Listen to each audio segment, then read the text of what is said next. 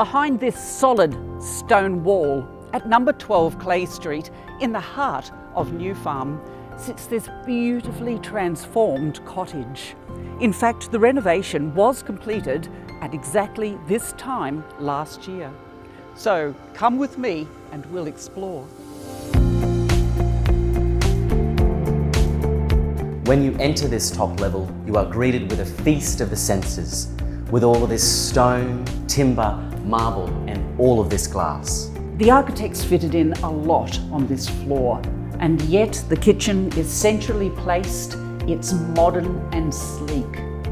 It talks to the lounge room, to the dining room, and yet there's good separation of living and space because it still fits a baby grand. And also on this level, Judy, there are 3 bedrooms, including the master, which has its own ensuite. And this central staircase really excites me. You'll find some really cool spaces down here. You can either use it as 2 bedrooms or a bedroom and a lounge. Take a look at this backyard. It is a tropical wonderland, perfect for little kids to run around and BB.